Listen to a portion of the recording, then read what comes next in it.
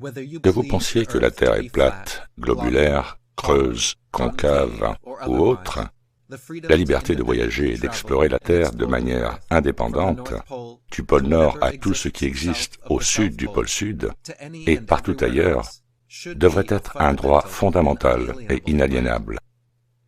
Les navires militaires situés à proximité du pôle Nord et de l'Antarctique ont à plusieurs reprises empêché des équipes d'explorateurs indépendants de se rendre dans ces eaux fortement patrouillées et réglementées. Le traité de l'Antarctique empêche tout voyage indépendant au sud du 60e degré de latitude sud, où des rebelles comme Yarly Underdoy et son équipe ont été à maintes reprises refoulés sous la menace d'une arme, emprisonnés et condamnés à une amende pour avoir osé tenter l'aventure. Qu'y a-t-il de si important dans l'Antarctique pour que 53 des pays les plus puissants du monde aient accepté de patrouiller et d'appliquer des restrictions ou des sanctions sévères à quiconque tente de l'explorer de manière indépendante? Pourquoi l'ensemble du continent antarctique et tous les autres endroits de la Terre situés en dessous du 60e parallèle sud nous ont-ils été interdits d'accès? La seule façon de découvrir l'Antarctique est d'être un employé du gouvernement et de travailler dans l'une de leurs bases ou de participer à l'une de leurs excursions hors de prix pour observer les pingouins le long de la côte antarctique. Personne, même ces rares humains, n'a la liberté d'explorer le continent. De sorte que même eux ne savent pas ce qui peut exister aux confins méridionaux de la Terre. Les gouvernements, les armées, les médias, les écoles et littéralement tout le monde, à l'exception des partisans de la Terre plane, affirment avec conviction et de tout cœur que le pôle Sud est l'extrémité la plus méridionale de leur globe. Et par définition, cela doit être le cas, car continuer à voyager vers le Sud au-delà de ce point le plus méridional équivaut à voyager vers le Nord. Cependant, si la Terre n'est pas un globe et qu'elle est en fait un plan étendu, comme le prétendent les partisans de la Terre plane, continuer à voyager au sud du pôle Sud ne ramènerait pas et ne pourrait pas ramener le voyageur au nord. Sur une Terre plane, le voyageur continuerait au contraire vers le sud, dans des territoires méridionaux inconnus qui n'existent pas sur un globe. Si la NASA, les gouvernements, les armées, les médias, les universités et toute autre personne impliquée dans le maintien de la légitimité du concept du globe voulait vraiment faire taire les adeptes de la Terre plane une fois pour toutes, voici comment il serait facile de le faire. Permettre un voyage indépendant au sud du pôle Sud, ou diffuser en direct une circumnavigation complète du sud au nord du prétendu globe, en commençant par l'Antarctique et en se dirigeant vers le sud. Montrer à tous les platistes du monde que voyager au sud du pôle Sud vous amènera en quelque sorte au nord. Au moins, nous montrer ce qui se passe lorsqu'un avion voyage parfaitement en ligne droite dans n'importe quelle direction à partir de n'importe quel endroit de la Terre pendant 48 heures. Si la Terre est vraiment une boule de 40 000 km de circonférence, comme on nous l'a enseigné, voyageant parfaitement droit dans n'importe quelle direction, à partir de n'importe quel point de la Terre à une vitesse moyenne de vol de 880 km/h, cet avion, selon le modèle du globe, fera le tour complet de la circonférence et reviendra à son point de départ.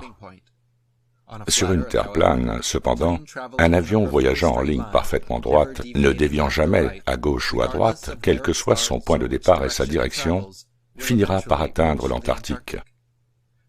Pourquoi une expérience aussi simple n'a-t-elle jamais été réalisée dans l'histoire de l'aviation? Les globistes ou les platistes sont-ils à ce point satisfaits et complaisants pour croire à ce qui est dit et le prendre pour vérité?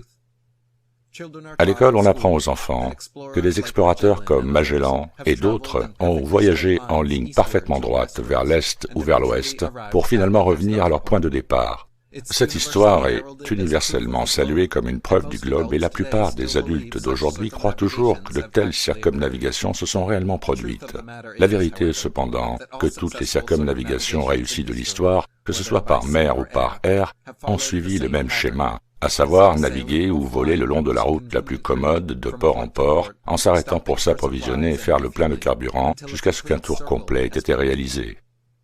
Pas un seul marin ou aviateur dans l'histoire n'a pu ou ne pouvait voyager dans la même direction parfaitement droite et revenir comme par magie à son point de départ. Ce mensonge ridicule devient évident lorsqu'on l'examine de manière critique, mais lorsqu'il est enseigné aux jeunes enfants, il réussit à piller et à déformer leur esprit pour qu'ils acceptent l'endoctrinement du globe.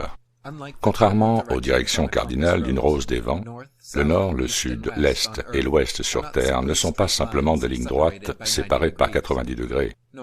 Le nord, au lieu d'être une flèche pointant vers le haut, est en fait un point central.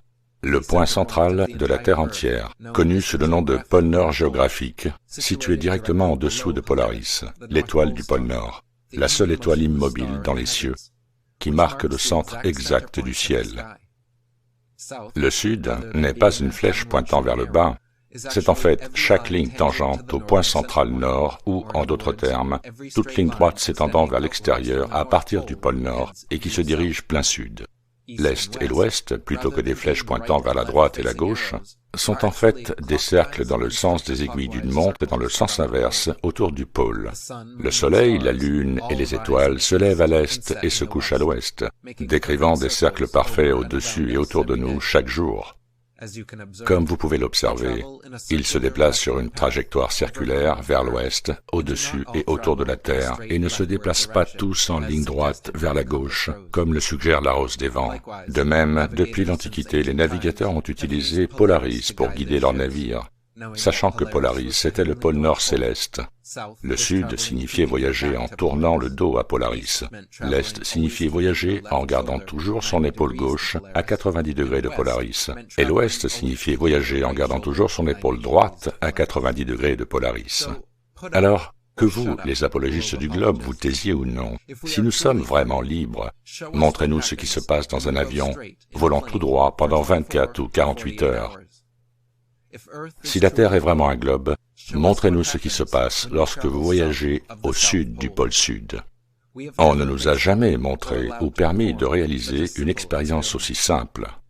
Si la NASA, les gouvernements du monde entier, les militaires, les médias, le monde académique ou toute autre personne impliquée dans le maintien du globe voulaient vraiment prouver leur modèle et faire taire tous les adeptes de la Terre plate, une fois pour toutes, ce serait aussi facile que cela.